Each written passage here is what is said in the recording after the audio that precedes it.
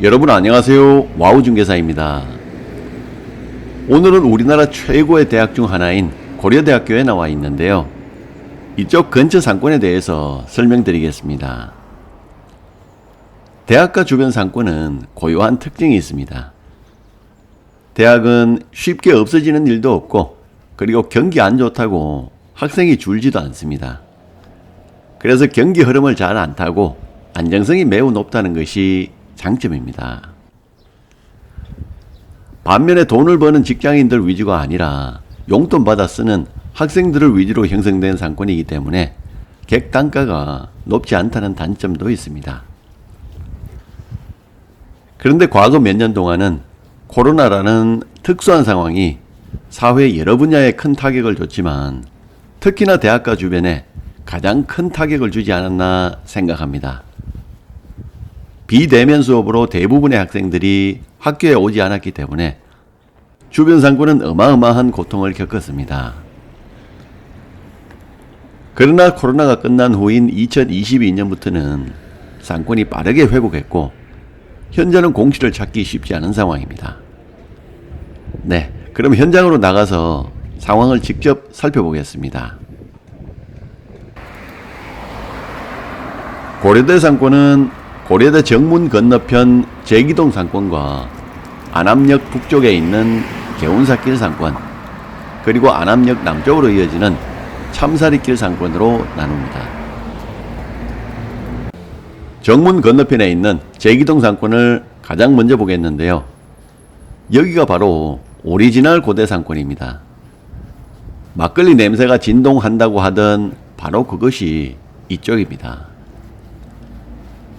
지금은 추석 연휴 기간이라서 많이 한산해 보입니다만 평소에는 지금과는 많이 다른 모습입니다. 작년까지만 해도 곳곳에 붙어있던 임대문의가 지금은 싹 사라졌습니다. 코로나가 끝나면서 학생들이 돌아왔는데요. 우리나라 학생들뿐 아니라 외국에서도 많이 들어왔습니다. 중국이나 아시아권을 포함해서 전 세계 여러 나라에서 온 학생들까지 이쪽 상권을 이용하면서 분위기가 아주 좋아졌습니다. 오래된 노포들이 많고 맛집도 많은 곳이어서 찾는 사람들이 많습니다. 대로뿐 아니라 골목 구석구석 숨은 맛집들이 많습니다.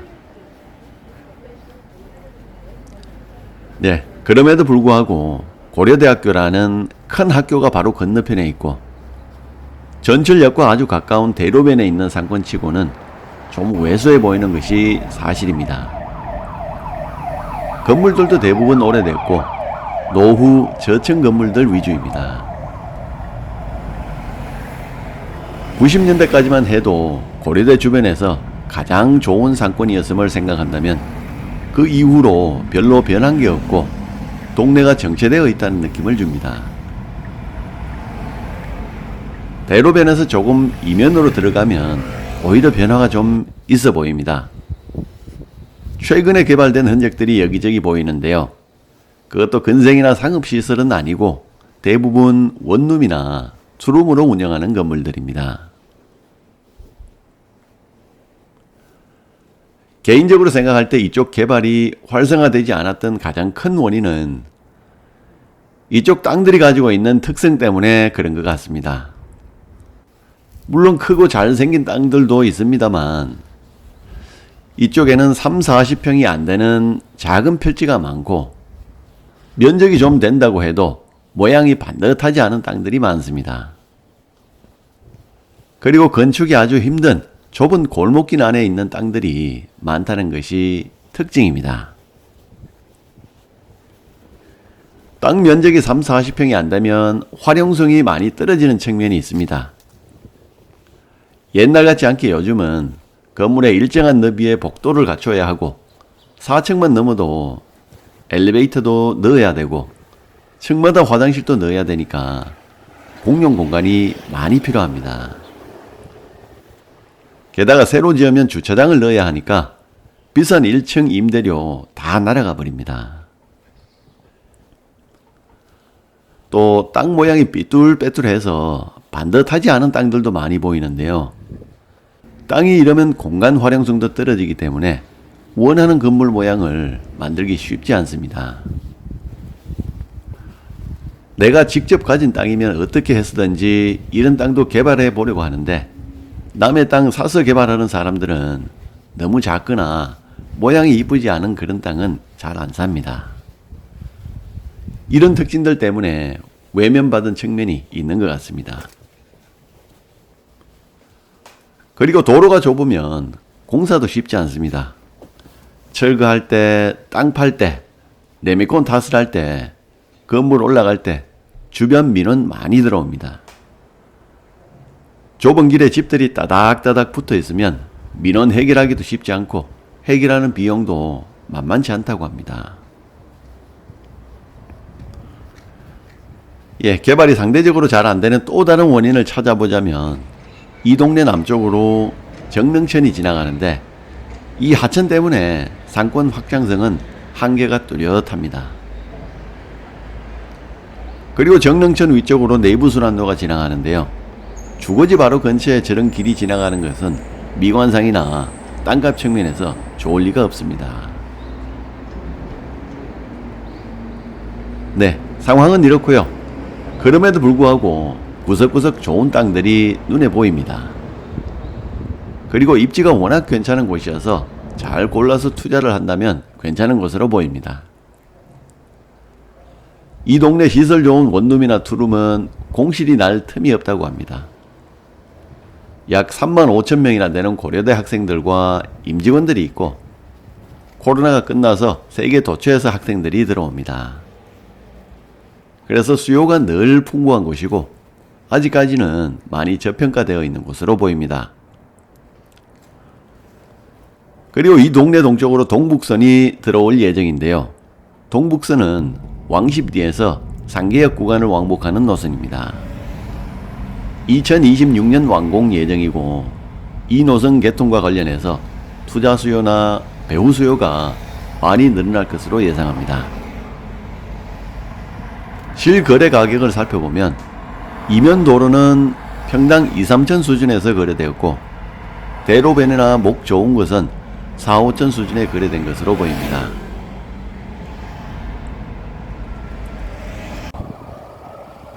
안암역 북쪽의 정경대와 병원 사이에 있는 개원사길 상권으로 왔습니다.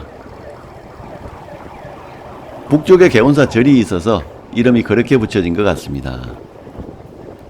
정문 건너편 제기동 상권보다는 이쪽이 더 좋아 보입니다.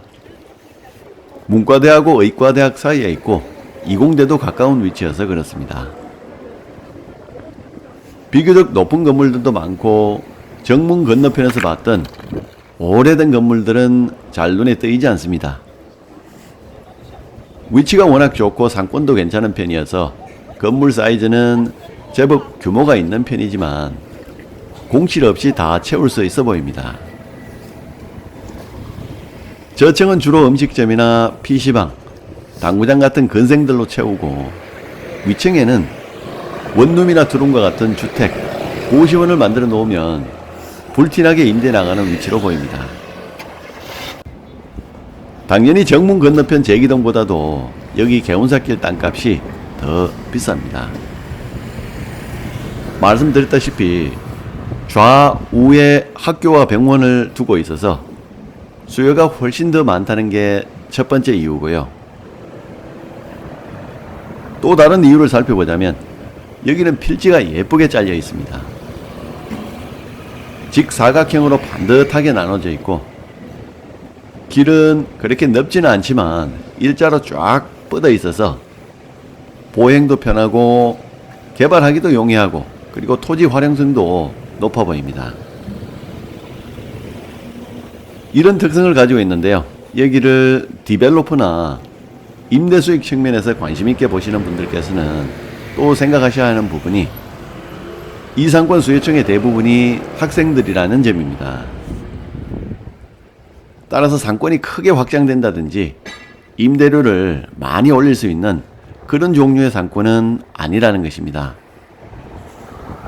단지 경기가 좋으나 안 좋으나 사시사철 임대 수입을 안정적으로 가져갈 수 있는 그런 곳이라는 것을 감안하시고 투자에 참고하시면 좋을 것 같습니다.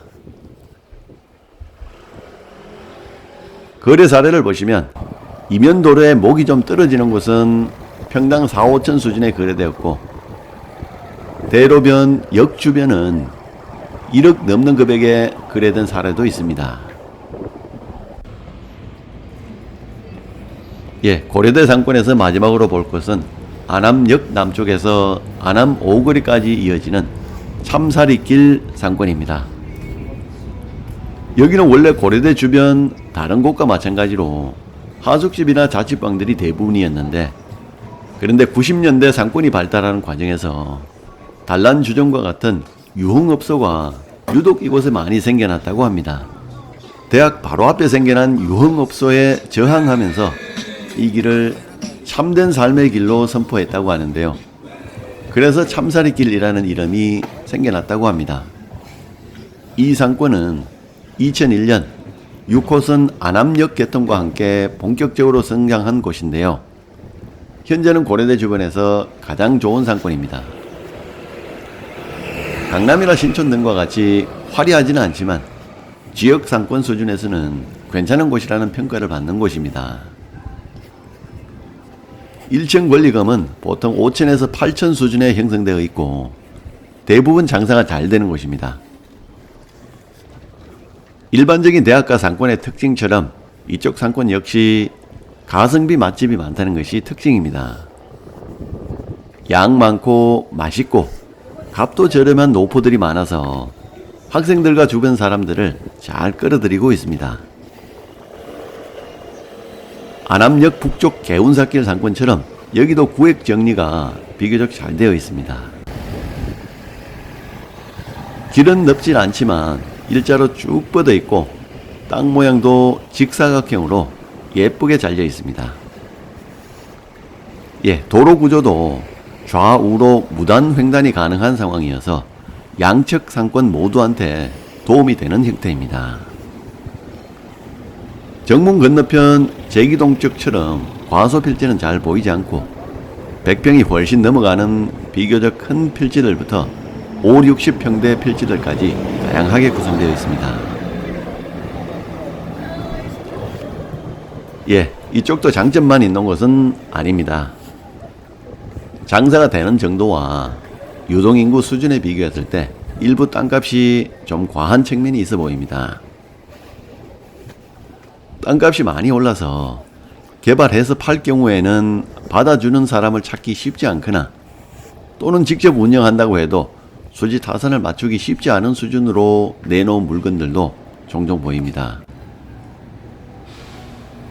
실거래 사례를 보시면 목 좋은 것은 평당 1억을 뚫은 지 한참 됩니다. 그리고 현재 나온 매물 중에는 평당 1억 3천이 넘는 물건도 있습니다. 그 금액에는 거래되기 쉽지 않아 보입니다. 새로 지으면 1층에 주차장 넣으면 임대료 가장 비싼 1층 건색 면적이 확 줄어들어 버리고 지하 주차장을 파자니 공사비도 많이 들고 운영비도 비싸다는 문제점이 있습니다. 더구나 학교 주변이어서 임대료 많이 낼 수 있는 대기업이나 고부가가치 업종을 건물에 유치하기도 쉽지 않은 상황입니다. 지주들은 땅값을 계속 올리는데 그 가격에 받을 사람을 찾기가 쉽지 않은 그런 상황입니다. 여기 도로가의 건물들 대부분이 노후 건물이고 새로 공사하는 곳을 찾기 힘들다는 사실이 땅값 수준과 개발 사업성 사이에 괴리가 크다는 것을 잘 보여주는 것 같습니다. 그런데 여기는 상권이 좋아서 메인 도로면을 굳이 고집할 필요는 없어 보입니다.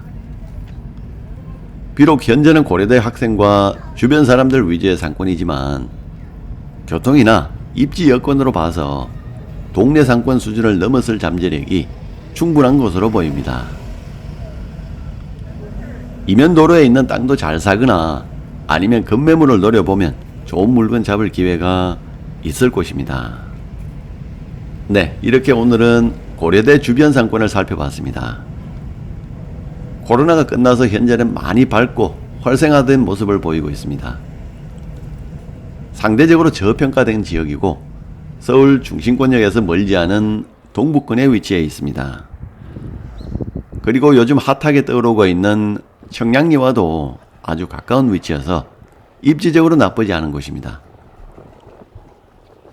소규모 디벨로퍼 측면에서 그리고 안정적인 임대 수익을 추구하는 입장에서 고려대 주변은 매력적인 곳으로 보입니다.